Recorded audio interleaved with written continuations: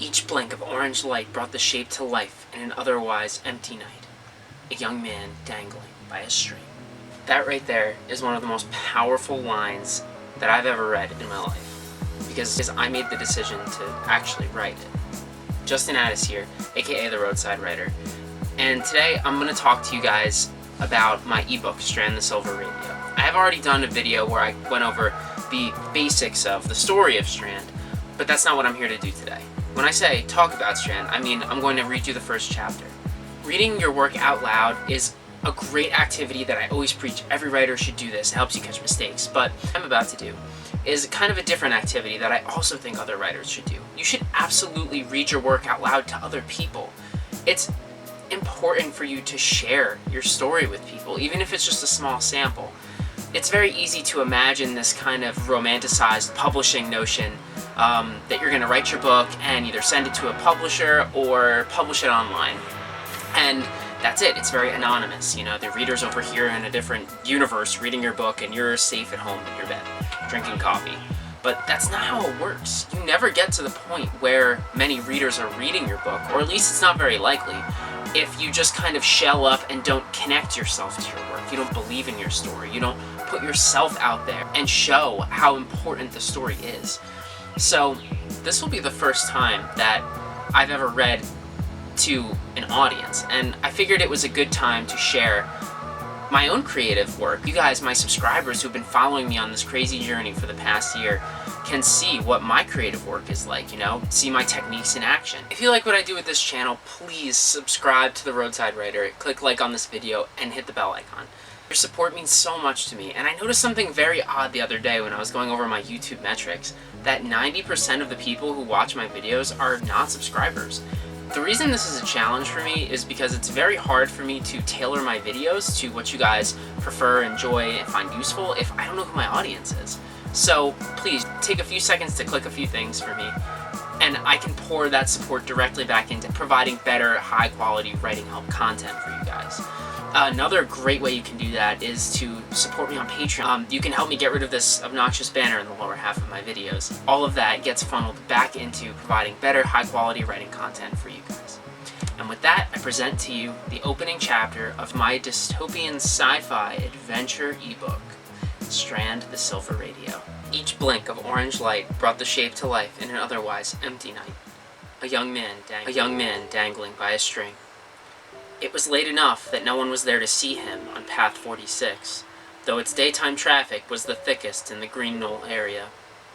The only ones who knew where he was were at the other end of Quincy's rope. One of them had his very life in her hands, and tied about her waist. The other had just assured him, statistically speaking, that he had 7 minutes left. Quincy could hardly hear them over the steady hiss of his spray paint can. When an image took him over, he had a hard time listening to anything else anyway. "Come on," Jess finally belted. She had been exceptionally subdued. Quincy figured it was about time for a meltdown. "You could have just sprayed over the whole thing, you melodramatic asshat." Quincy felt the cord tense in his harness. He glared up at her, the shark-toothed smile on his bandana a reciprocal of the face beneath. "Then why'd you bring me?" Quincy bit, and returned to his work. He curved the can around what would be a tendril of fire, viewed from afar.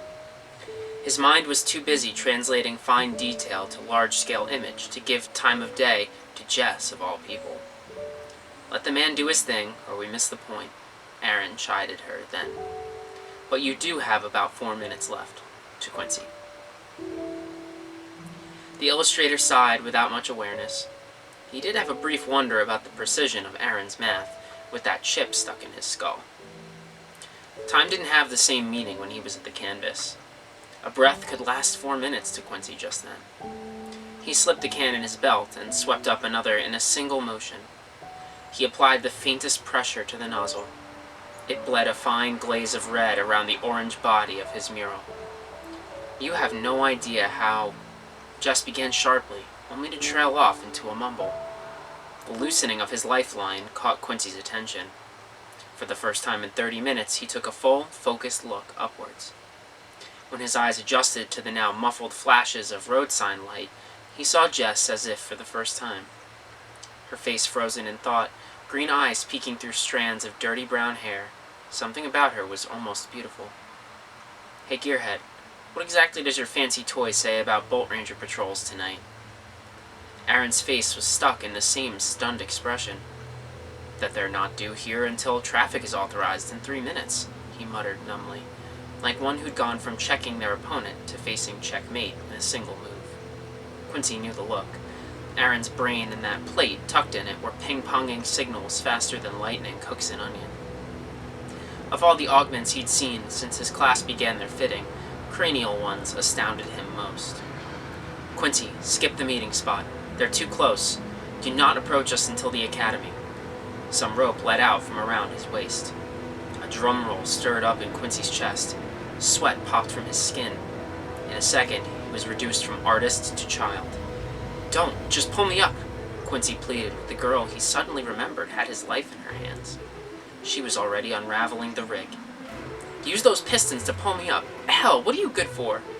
Quincy watched his work of the evening float up, away from him, even as he shouted. "Sorry, Quinn. Boss man says let you down. See you in the A," Jess bid, pleasant enough to make his forehead twinge. "Screw you! Pull me up!" Quincy begged, but neither of his companions heard him over the scream. It was petrifying. The screech of lawful death flying 60 miles an hour straight for him. "They don't tell you about the sound at the academy," was Quincy's only, oddly clear thought. A blur of bloody color passed through his rope like it was made of water. The world jerked up around him until his back found the pavement. Quincy's neck kicked back. His head bounced against Path 46, hard enough to swallow his world in light for a few seconds. Someone was yelling something, Quincy could tell, when he rolled over on his knees, coughing. He got a foot up before his eyes adjusted. It was still far brighter than it had been seconds ago. 4 floating metal shadows, Bolt Ranger crafts, converged spotlight beams down on him. Bodies fluttered out of them on wings of steel, like a swarm of bats above. Their perimeter was set in seconds. Quincy felt his head float up first. The rest of him just happened to be attached. A silhouette stepped through the shining curtain. Its shape was straight from an academy textbook, with an augment, a thin sheet of a wing, jutting out below each elbow. "You are in violation of something or other," Quincy half heard in his state of bewilderment. He stumbled backwards. 100 new beams of light burned down on the artist and his masterpiece. An X in a diamond, surrounded by tongues of fire real enough to burn. The Strand logo in flames. As planned, no one could hope to make out the flashing warning for the upcoming detour for the Green Knoll Academy down the road. Quincy stood there, frozen, bizarrely lucid in a way that can only come from sudden head trauma. Light bled through his overground mop of bronze hair, and his dark eyes most would mistake for black. It pierced his razor smile bandana. It showed blood roll down his sharp cheekbones. "What the hell am I doing?" was the briefest thought in his mind. "Eat shit!" Quincy belted, more at the ones that had abandoned him than the Rangers. He made a delirious break.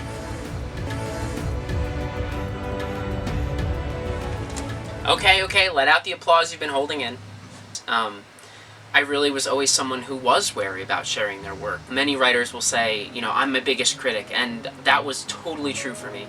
And making the decision to actually write Strand and, kind of not give up on the idea of traditional publishing, but to pursue publishing my own work, to build my audience, rather than waiting for a publisher to deign me worthy to work with them, was a huge deal for me. It meant something to me. It meant a lot to me and changed my life, actually.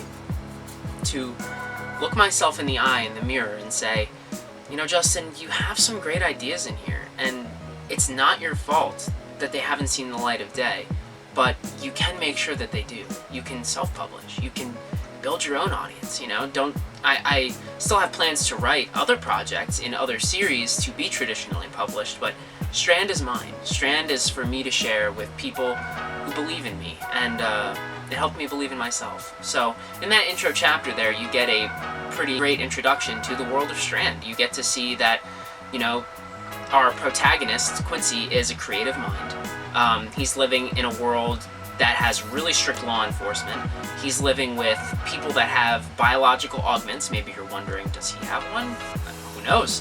What is Quincy's story? This first chapter is intentionally vague to hook you, to get you invested in why is Quincy rebelling? Who are the Bolt Rangers?